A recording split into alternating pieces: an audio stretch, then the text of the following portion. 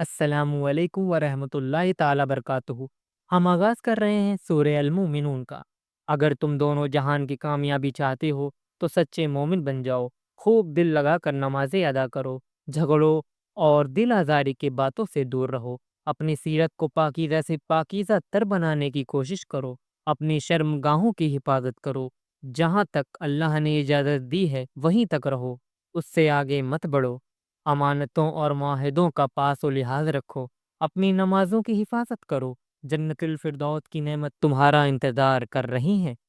اللہ نے تمہیں بڑے اہتمام سے پیدا کیا ہے، تمہیں بہترین شکل عطا کی ہے، تمہارے رہنے سہنے اور کھانے پینے کا بہترین انتظام کیا ہے۔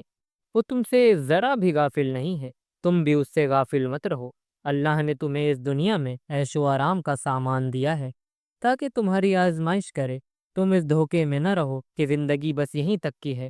اللہ کے حضور حاضر ہونے کی تیاری کرو، اس کی بندگی کرو، اس کے ساتھ شرک نہ کرو، اس کی ناراضگی سے بچنے کی فکر کرو، اس سے گھمنڈ نہ کرو۔ ماضی میں جو قومیں اپنے گھمنڈ کی وجہ سے تباہ کر دی گئیں، ان سے عبرت حاصل کرو۔ اللہ کی دی ہوئی نعمتیں کھاؤ، نیکیوں کے خوگر بنو اور رب کی ناراضگی سے بچنے کی فکر کرو۔ اگر اللہ نے تمہیں دولت اور بیٹے عطا کیے ہیں تو یہ نہ سمجھو کہ اللہ تمہیں اپنے نعمتوں سے نواز رہا ہے، یہ تو تمہارے امتحان کے لیے تم کو دیا جاتا ہے۔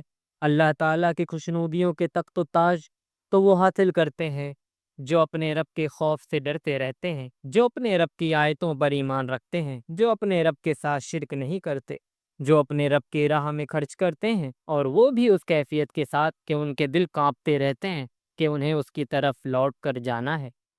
اللہ کا شکر ادا کرو، اس نے تمہیں سننے اور دیکھنے کی قوتیں دی اور سوچنے کو دل و دماغ دیا۔ عقل سے کام لو اور آخرت کا انکار نہ کرو۔ اس نے تم کو پیدا کیا ہے اور اس کے ہاتھ میں موت اور زندگی ہے۔ ہوش میں آؤ اور دیکھو کہ زمین اور زمین کے ہر چیز اللہ کی ہے۔ اللہ کی ناراضگی سے بچو جو ساتوں آسمان کا مالک اور عرش عظیم کا رب ہے۔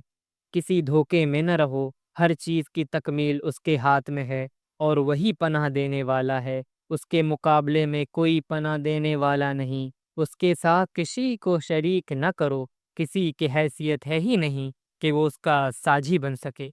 حق کا انکار کرنے والے تمہارے مخالفت کریں گے اور مخالفت کا برے سے برا طریقہ اختیار کریں گے۔ تم اچھائی کا راستہ اختیار کرو، برائی کو اچھائی سے دفاع کرو اور اللہ سے دعا کرتے رہو کہ وہ شیطان کی اکساہٹوں سے تمہیں محفوظ رکھے۔ قیامت کے دن نہ کوئی رشتہ کام آئے گا، نہ کوئی کسی کو پوچھے گا۔ جس کے اعمال وزندار ہوں گے وہ کامیاب ہوگا۔ جھوٹی امیدیں پر تکیہ مت کرو، اس کی فکر کرو کہ یہاں تمہارے اعمال وزندار رہے۔ ساتھ ہی دعا کرتے رہو، میرے رب مجھے معاف کر دے اور مجھ پر رحم فرما، تو بہترین مہربان ہے۔